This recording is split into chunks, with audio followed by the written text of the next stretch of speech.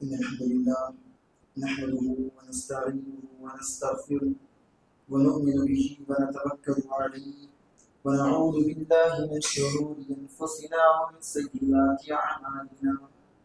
من يهده الله فلا مضل له ومن يضلله فلا هادي له. وأشهد أن لا إله إلا الله وحده لا شريك له وأشهد أن محمدا عبده ورسوله. يا أيها الذين آمنوا اتقوا الله حق تقاته ولا تموتن إلا وأنتم مسلمون. يا أيها الناس اتقوا ربكم الذي خلقكم من نفس واحدة وخلق منها زوجها وبث منهما رجالا كثيرا ونساء واتقوا الله الذي تساءلون به والأرحام إن الله كان عليكم رقيبا. يا أيها الذين آمنوا اتقوا الله وقولوا قولا سديدا يصلح لكم أعمالكم ويغفر لكم ذنوبكم ومن يطع الله ورسوله فقد فاز فوزا عظيما. أما بعد فإن خير الحديث كتاب الله وخير الهدي هدي محمد صلى الله عليه وسلم وشر الأمور محدثاتها وكل محدثة بدعة وكل بدعة ضلالة وكل ضلالة في النار. فأعوذ بالله السميع العليم من الشيطان الرجيم من همزه ونفخه ونفثه. بسم الله الرحمن الرحيم. إن الذين قالوا ربنا الله ثم استقاموا تتنزل عليهم الملائكة ألا تخافوا ولا تحزنوا وأبشروا بالجنة التي كنتم توعدون. حاضرین جمعہ، تمام قسم کی حمد و ثنا تعریفوں کی بجائی بڑائی حضور کی اس اکیلے اللہ وحدہ لا شریک کے لیے لائق و سزاوار ہے، جو سارے جہان کا پالنہار ہے، جو ارحم الراحمین ہے، خالق کائنات اور مالک ارض و سما ہے، جو موسموں کو بدلنے والا، ہواؤں کو جلانے والا، بارشوں کو نازل فرمانے والا اور بادلوں کو اپنی حکم سے یہاں سے وہاں اور وہاں سے یہاں پھیرنے والا، جو رات کو دن میں اور دن کو رات میں تبدیل کرنے والا، جو بندوں کے گناہوں کو معاف کرنے والا، خطاؤں سے درگزر کرنے والا، ان کی خوبیوں کو ظاہر کرنے والا، ان کے عیبوں کو چھپانے والا، جو عزت عطا کرنے والا اور ذلت و رسوائی سے محفوظ رکھنے والا ہے۔ وبعدہ درود و سلام و تمام نبیوں پر بالخصوص خاتم النبیین سید المرسلین محمد عربی صلی اللہ علیہ وسلم پر۔ حاضرین جمعہ، گزشتہ جمعہ نبی صلی اللہ علیہ وسلم کی سیرت کے تعلق سے چند باتیں ذکر کی گئی تھی، اور یہ بتایا گیا تھا کہ نبی صلی اللہ علیہ وسلم نے حج اسود کی تعمیر کی۔ یہ بھی ذکر کیا گیا تھا کہ نبی صلی اللہ علیہ وسلم پر وحی آسمان سے نازل ہوئی، چند آیتیں اتری، پھر وحی کا سلسلہ موقوف ہوا، پھر کچھ دنوں کے بعد پھر وحی نازل ہوئی۔ تو وحی کے تعلق سے یہ بھی یاد رکھیں کہ وحی کی کئی ساری اقسام ہیں۔ ان میں سے ایک قسم یہ ہے کہ وحی سب سے پہلے خواب کی شکل میں آتی ہے۔ بندہ جو خواب دیکھتا، اللہ کے نبی صلی اللہ علیہ وسلم جو خواب دیکھتے، صبح بالکل وہی چیزیں نمودار ہوتی تھی، وہ بہو اللہ کے نبی صلی اللہ علیہ وسلم نے جتنی بھی چیزیں خواب کی شکل میں دیکھی، ساری چیزیں پوری ہوئی۔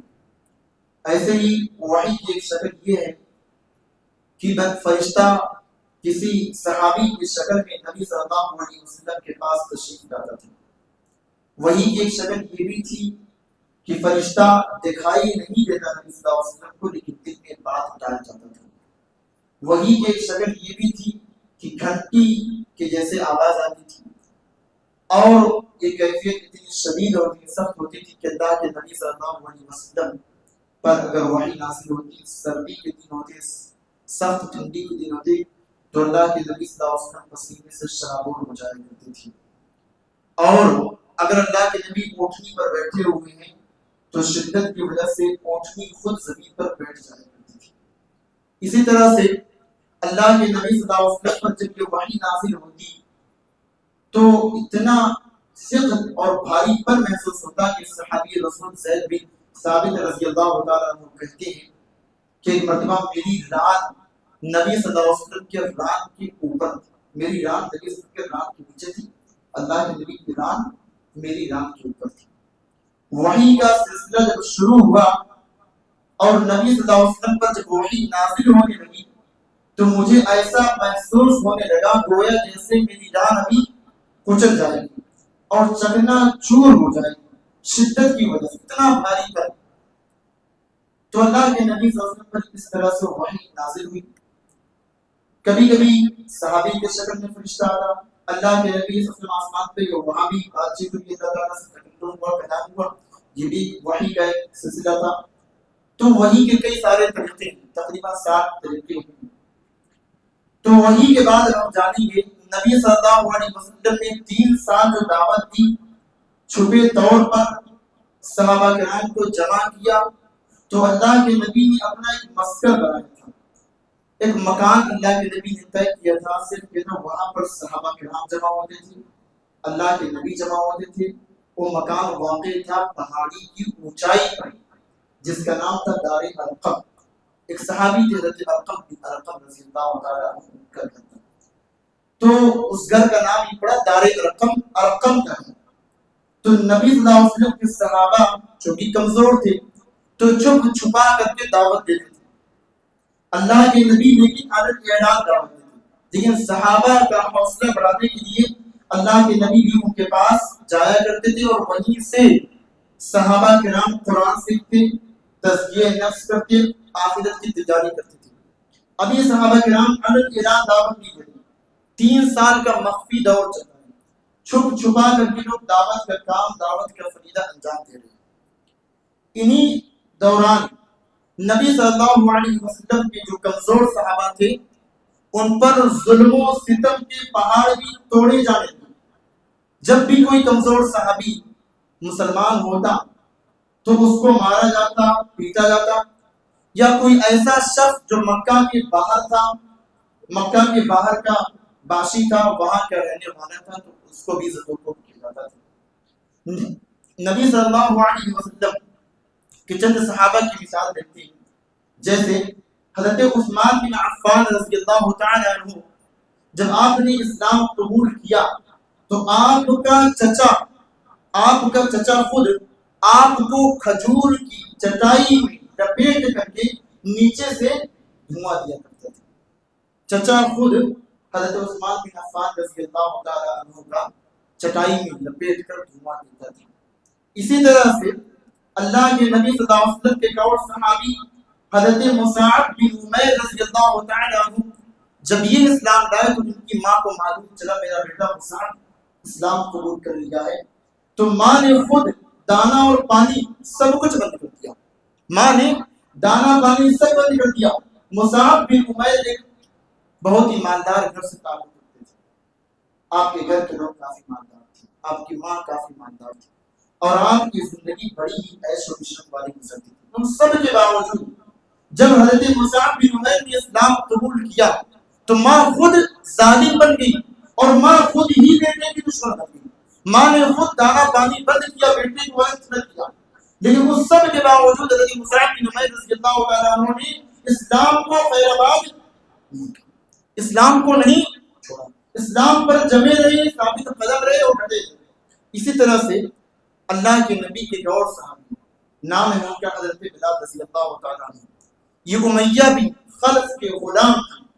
آپ نے جب اسلام کو قبول کیا تو آپ کا جو مالک تھا امیہ بن خلف آپ کو خود اذیتیں دینے پر تلا رہا، یہاں تک کہ آپ کے گلے میں رسی باندھا، اور رسی باندھ کر کے مکہ کے جو اوباش اور بدماش قسم کے جو لڑکے ہوتے ہیں ان کے ہاتھوں میں رسی تھما دیا۔ بچے حضرت بلال رضی اللہ تعالیٰ عنہ کو مکے کی گلیوں میں گھسیٹتے تھے اور ان کو کھینچتے تھے اور ان کا مذاق اڑایا کرتے تھے۔ حضرت بلال رضی اللہ تعالیٰ عنہ اس سب کے باوجود حضرت بلال رضی اللہ تعالیٰ عنہ کو خود ان کا مالک اور جتنے بھی کافر تھے، جو اسلام کے دشمن تھے، جو عداوت رکھتے تھے نبی صلی اللہ علیہ وسلم سے اور مسلمانوں سے، ان لوگوں نے بلال رضی اللہ تعالیٰ عنہ پر ظلم کے پہاڑ. کیسے؟ حضرت بلال رضی اللہ تعالیٰ عنہ کو مکہ کی شدید گرمی، چلچلاتی ہوئی دھوپ میں، ریتیلے میدان میں لٹا کر کے، ننگی پیٹھ لٹا کر کے، اوپر سے بڑا سا پتھر رکھ کر کے کہتے بلال اسلام کو چھوڑ دو ورنہ ہم تمہیں ایسی ویسی دیتے رہیں گے. لیکن بلال رضی اللہ تعالیٰ عنہ احد احد اور اللہ اللہ کا کلمہ پڑھتے کرتے ہوئے اسلام کو نہیں چھوڑا. اتنا بلال رضی اللہ تعالیٰ عنہ کو اتنی شدید تکلیف تھی. ابو بکر رضی اللہ تعالیٰ عنہ گزرے، دیکھا تو رہا نہیں گیا. ابو بکر رضی اللہ تعالیٰ عنہ بلال کی تکلیف کو دیکھ نہ سکے، فوراً گھر گئے، 200 درہم لے کر کے آئے، بلال کو آزاد کرایا. اتنی شدید تکلیف بلال رضی اللہ تعالیٰ عنہ کو پہنچی، لیکن بلال نے اسلام کو نبی کے ساتھ تھی. اس کے بعد عمار بن یاسر رضی اللہ، یہ پوری فیملی ان لوگوں نے اسلام کو قبول کیا. اس کے بعد حضرت عمار رضی اللہ تعالیٰ عنہ پر ظلم ڈھائے گئے، حضرت یاسر رضی اللہ تعالیٰ عنہ پر ظلم ڈھائے گئے. ان کی ماں سمیہ رضی اللہ تعالیٰ عنہ خاتون تھی، ضعیفہ تھی، بوڑھی تھی، کمزور تھی. ان سب کے باوجود حضرت سمیہ رضی اللہ تعالیٰ عنہ پر ظلم ڈھائے گئے. ابو جہل خود پیش تھا، کہتا کہ تم عبدالعزیٰ کی قسم کھاؤ، محمد صلی اللہ علیہ وسلم کے معبود کی برائی کرو، اللہ کے نبی کے شان میں گستاخی کرو، تبھی تمہیں چھوڑے گی. لیکن واہ سمیہ ضعیفہ خاتون تھی، بوڑھی تھی، کمزور تھی، لیکن ایمانی جذبہ مضبوط تھا. ایمان چونکہ جسم لے کر کے نہیں آتا ہے، ایمان دل لے کر کے اندر گھستا ہے. ایمان ہمیشہ دل میں رہتا ہے، جسم میں نہیں رہتا. بہت سے لوگ جسمانی اعتبار سے کمزور لیکن ایمانی اعتبار سے مضبوط تھے. سمیہ رضی اللہ تعالیٰ عنہ کو مارا گیا، پیٹا گیا، اور اس قدر ان کو ستایا گیا کہ بیان کرنے کے لیے الفاظ بھی کم پڑ جائیں گے. بلکہ ان کی ٹانگوں کو کھینچا گیا، اونٹوں سے باندھ کر کے، اور پھر آپ کی شرمگاہ میں نیزے چلائی گئی. حضرت سمیہ رضی اللہ تعالیٰ عنہ کی شرمگاہ میں نیزہ چلایا گیا، ٹانگوں کو کھینچا گیا، زخم کیا گیا، مارا گیا، ہر اعتبار سے سرکوب کیا گیا. سمیہ رضی اللہ تعالیٰ عنہ تمام چیزوں کو صبر و تحمل سے برداشت کیا، اور اسی حالت میں آپ اس دنیا سے چلی گئی. اور سمیہ رضی اللہ تعالیٰ عنہ کو شرف حاصل ہوا کہ اسلام کی سب سے پہلی شہیدہ، اسلام کی سب سے پہلی جان دینے والی خاتون حضرت سمیہ رضی اللہ تعالیٰ عنہ. یہ شرف کسی مرد کو حاصل نہیں، یہ شرف، یہ اعزاز کسی مرد کو حاصل نہیں. کوئی مرد اسلام کے لیے سب سے پہلے قربان نہیں ہو. سب سے پہلے جان دینے والا اگر کوئی ہے تو والا نہیں، والی ہے. مرد نہیں بلکہ عورت ہے، صحابی نہیں بلکہ صحابیہ ہے. نام ان کا حضرت سمیہ رضی اللہ تعالیٰ. اللہ کے نبی نے کہا اس بن آنا یاسر، اے آل یاسر، یاسر کے گھر والوں تم صبر کرو، تمہارے لیے جنت کا. تو یہ حضرت عمار بن یاسر رضی اللہ تعالیٰ اور حضرت یاسر ان کی بیوی کا واقعہ ہے. ان لوگوں نے اسلام کو قبول کیا. اسلام قبول کرنے پر اتنی شدید تکلیف، سوچیے ذرا. اور جو لوگ بعد میں اسلام قبول کرے ان کے ساتھ کیا ہوگا؟ تاریخ بھری پڑی کس کو.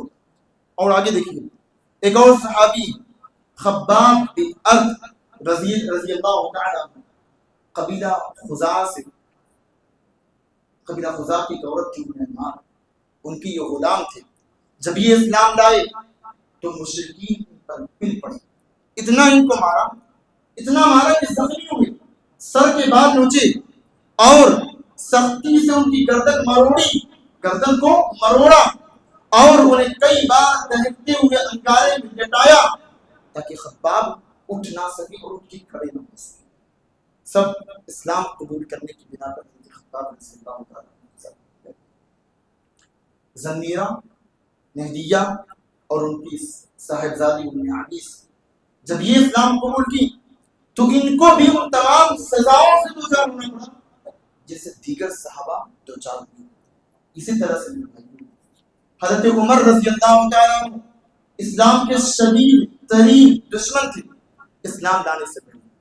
اور عمر رضی اللہ تعالیٰ عنہ کہ خاندان قبیلہ عدی کا ایک شخص مسلمان ہوا. جب وہ مسلمان ہوا تو حضرت عمر خود اس آدمی کو پیٹے. عمر خود پیٹے تم اسلام کیوں قبول کیا؟ اور مارتے جا رہے ہیں. دھوپ ہے، شدید گرمی ہے، عرب کا ماحول ہے، عرب کی جگہ ہے، اور پیٹ رہے ہیں. اور پیٹتے پیٹتے عمر سے ٹھکا گئی تو کہتی ہے میں نے تمہیں کسی محبت پر نہیں چھوڑا، رحم کھاتے ہوئے تمہیں نہیں چھوڑا ہے، بلکہ مارتے مارتے میں تھک گیا ہوں اس لیے تمہیں چھوڑا. ابھی سستار ہوں گا، آرام کر لوں گا، پھر تمہیں ماروں گا. یہ کون کہہ رہا ہے؟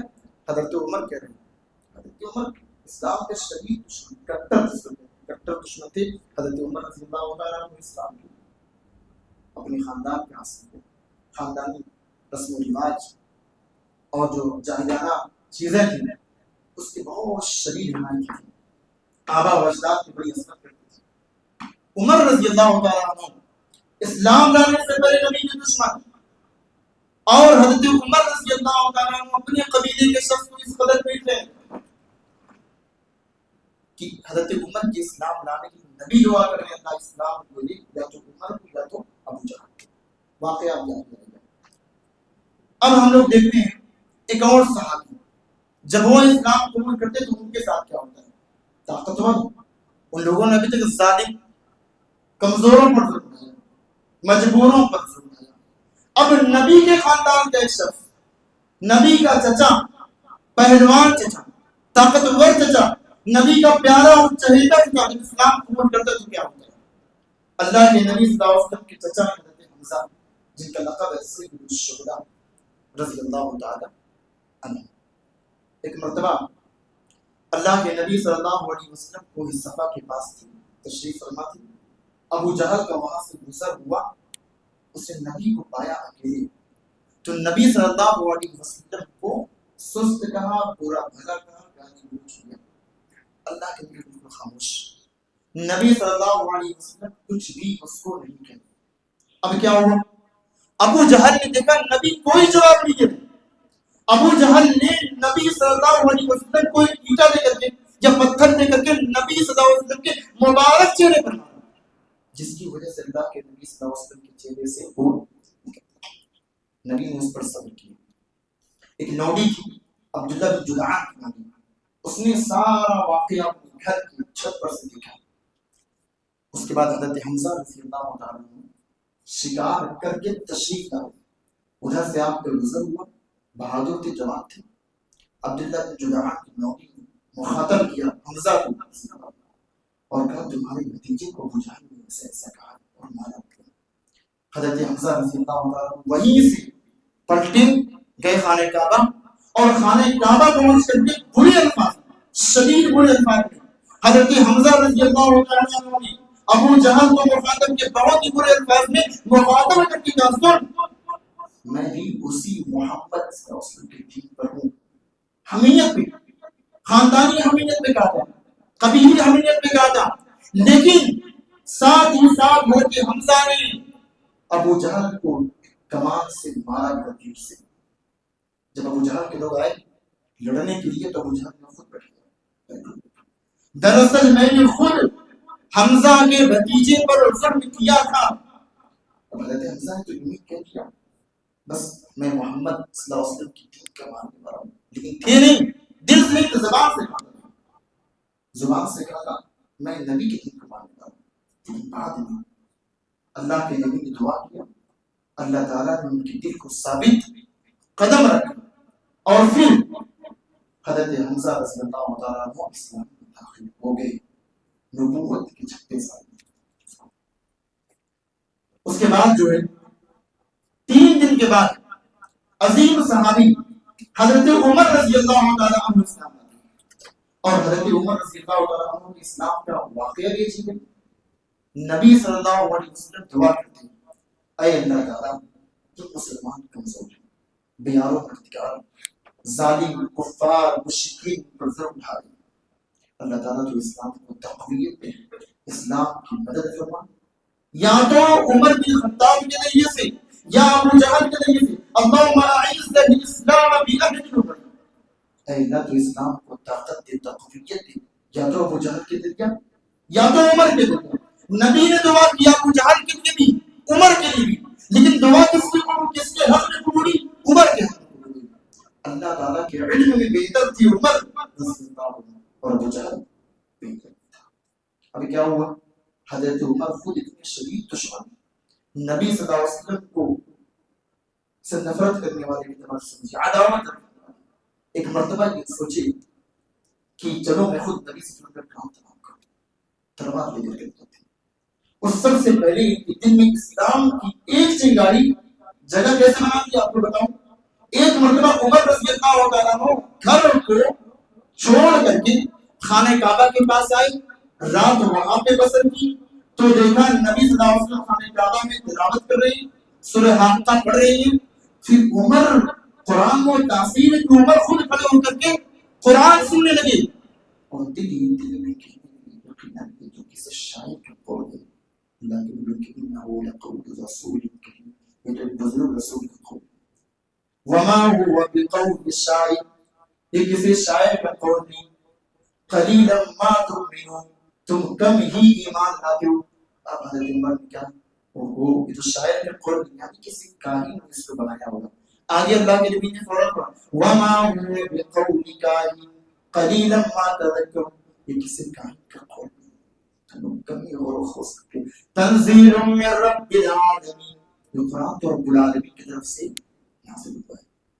عمر کہتے ہیں وہیں سے اسلام کی محبت میرے دل میں جاگزی ہوں، تھوڑا سا، لیکن عصبیت، عداوت، دشمنی اس قدر تھی کہ دشمنی اسلام پر غالب آ گئی، اور نکلے ایک دن گھر سے، تلوار لیا، تلوار کو ننگا کیا، اور راستے میں چلچلاتی ہوئی دھوپ ہے، تلوار لے کر کے سب پریشان ہے، عمر آج کہاں جا رہے ہیں؟ عمر سے سب ڈرتے تھے، پورے مکہ والے ڈرتے تھے۔ راستے میں صحابی میں نعیم بن طلحہ، عمر کہاں جا رہے ہیں؟ کہ میں لاش تو میں جا رہا ہوں اللہ کے نبی سے صدر کام تمام کرنے کے لیے۔ حضرت نعیم مسلمان ہو چکی تھی۔ کہا عمر کیا تمہیں کچھ پتا بھی ہے؟ جس اسلام کو اور جس نبی کو تم بجھانا چاہتے ہو، مٹانا چاہتے ہو، اسی نبی کا کلمہ خود تمہاری بہن نے پڑھا ہے، تمہارے بہن نے پڑھا ہے۔ عمر وہاں سے آپ کو اور پھر فوراً نبی کے پاس آ جا کر کے پہنچے، اپنی بہن اور بہنوئی کی گھر پہ دروازے پہ کھڑی، اندر سے ہلکی ہلکی آواز آ رہی ہے، ہلکی ہلکی۔ حضرت عمر سن رہے ہیں۔ ایک قاری صاحب تھے، نام تھا ان کا خباب بن عبد رضی اللہ تعالیٰ، وہ تو قرآن سکھانے کے لیے جایا کرتے تھے روزانہ حضرت عمر کی فیملی کو، فاطمہ رضی اللہ عنہا، فاطمہ بنت خطاب کو اور سعید بن زید کو دروازے پہ سن لیا، دروازہ کھٹکھٹایا۔ جیسے ہی دروازے پر کھٹک پہنچی، فوراً حضرت خطاب چھپ گئے، قرآن شریف کے صحیفے کو چھپایا گیا، اور حضرت عمر رضی اللہ عنہ اندر داخل ہوئے۔ پوچھا بہنوئی سے اور بہن سے کیا چلتا ہے، کیا تم لوگ پڑھتے تھے؟ بہن بولی عمر بس ہم یوں ہی آپس میں گفتگو کرتے تھے۔ کہا نہیں میں نے سنا ہے تم لوگ کسی چیز کی تلاوت کرتے تھے۔ تو بہنوئی نے کہا اچھا عمر یہ بتلائیے، اگر ہمارا دین حق نہیں ہے اور حق دوسرے دین میں، تو کیا ہم اس حق کو قبول نہ کریں؟ اتنا ہی کہنا تھا، اتنا ہی کہنا تھا کہ حضرت عمر رضی اللہ تعالیٰ دوڑ پڑے اپنی بہنوئی کو مارنے لگے، کافی مارا، زخمی کیا، اور بہنوئی کو اتنا مارا کہ بہن دیکھ نہ سکی شوہر کو مار پاتی ہوئی۔ جب بہن دوڑی شوہر کو بچانے کے لیے تو عمر نے زناٹے دار تماچا بہن کو بھی رسید کیا، اتنا زور کا تماچا مارا کہ بہن کی جسم سے اور چہرے سے خود خون نکل پڑا، اور جب بہن کو زخمی حالت میں عمر نے دیکھا تو عمر شرما کے خود کہ میں نے اپنی بہن کو مارا۔ پھر بہن نے جب مار کھایا حق کے لیے تو بہن کے منہ سے خود نکلوانے کا، عمر ہمارا دین اگر حق نہیں ہے تو ہم کیا دوسرے حق دین کو قبول نہیں کریں گے؟ اور کہا اشہد ان لا الہ الا اللہ واشہد ان محمد رسول اللہ، میں گواہی دیتا ہوں کہ اللہ کے سوا کوئی معبود برحق نہیں اور محمد صلی اللہ علیہ وسلم اللہ کے رسول۔ عمر بھی سوچ رہے وہ بہن جو کبھی میرے سامنے نہیں آتی تھی ڈر کے مارے، آج میرے سامنے آ کر کے مجھ سے بات کر رہی ہے. آخر کون سی طاقت ہے جس نے فاطمہ کو میرے سامنے کھڑا کر دیا کہ میری بہن میرے سامنے خود آ کر کے مجھ سے بات کر رہی ہے.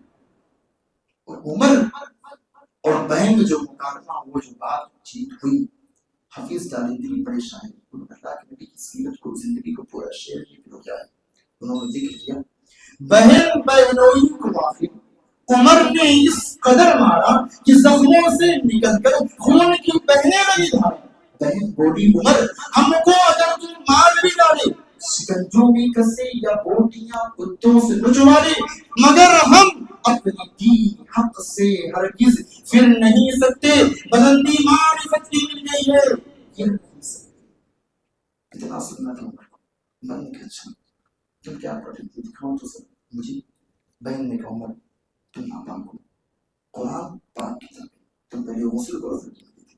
عمر نے بہن کے گھر میں غسل کیا، بہن نے اس صحیفہ دیا، طٰہٰ ما انزلنا پڑھا، اور عمر نے کہا ان کا نام تو بڑا پیارا ہے.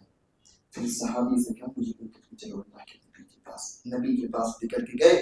صحابہ دار رقم میں چھپے ہوئے تھے، دھام کر کے دیکھا تو عمر سب صحابہ سمٹ کر کے جگہ بیٹھ گئے. حمزہ تھے ان پہ 3 دن پہلے مسلمان ہو گئے. کیا ہوا بتایا عمر علی. حمزہ نے کہا عمر اچھی نیت سے آیا تو خیر، اور میں اسی کی طرف سے اس کی گردن اڑاؤں گا. عمر اندر داخل ہوئے، نبی نے ان کا دامن پکڑا کہ عمر کیا بات ہے، کب تم سنو گے، کب تم ایمان لاؤ گے. نبی نے جب یہ بات کی تو نے فوراً اسلام کو قبول کیا اور کہا اشہد ان لا الہ الا اللہ وانک محمد رسول اللہ. اسلام قبول کیا. اور جیسے ہی عمر نے اسلام قبول کیا، پورا دار ارقم اللہ اکبر کی صدا سے پہنچا، اور اتنی زور سے صحابہ نے اللہ اکبر کا نام لگایا کہ دار ارقم کیا پوری مکہ کی پہاڑیاں کھول چکی ہیں اللہ اکبر کے نعرے سے. سارے لوگ چونک گئے، پورے مکہ میں کوہرام مچ گیا کہ عمر نے اسلام قبول کیا. صحابہ کرام اسلام قبول کرتے تھے تو اپنے اسلام کو چھپاتے تھے. عمر اسلام قبول کی تو اپنے اسلام کا اعلان کرتے تھے. ابو جہل کے گھر گئے اور تمام بڑے بڑے لوگوں کے گھر پہنچے، کہا سنو، ان کا دروازہ کھلوایا اور باہر کروایا، کہا سنو میں نے اسلام قبول کر لیا، سب کو بتایا. اور حضرت عمر رضی اللہ تعالیٰ عنہ پر تمام لوگ ایک ساتھ گر پڑے مارنے لگے، اور حضرت عمر رضی اللہ تعالیٰ عنہ نے بھی ان کو مارا. پھر کہا سنو، اگر اللہ کی قسم اگر ہم لوگ صرف 300 ہوتے نا تو ابھی آر پار کی جنگ ہو جاتی، یا تو مکہ کے اندر تم رہتی یا تو ہم رہتے. اس کے بعد عمر رضی اللہ عنہ نے اللہ کے نبی سے کہا اللہ کے نبی کیا بات پر نہیں صحیح دین پر نہیں. نبی نے کہا پھر وہاں سے فوراً سارے صحابہ نکلی، 2 جماعت بنائی، 2 صف بنائی، ایک میں حضرت حمزہ تھی، ایک میں حضرت عمر تھی. دونوں آئے خانہ کعبہ کے پاس نماز پڑھی، وہیں سے ان کا نام، ان کا لقب پڑا فاروق، حق اور باطل میں فرق کرنے والا. تو یہ صحابہ کرام تھے جنہوں نے اپنی قربانیاں دی. اور بعض صحابہ، بعض خوش نصیب صحابہ ایسے تھے جن کی وجہ سے اسلام کو قوت ملی، اسلام کو طاقت ملی، جن میں سے حضرت عمر بھی ہیں. اللہ تعالیٰ سے دعا ہے اللہ تعالیٰ ہم سب کو تمام صحابہ کے نام سے ان کی زندگی سے سبق حاصل کرنے کی توفیق عطا فرمائے. آمین. تقبل یا رب العالمین.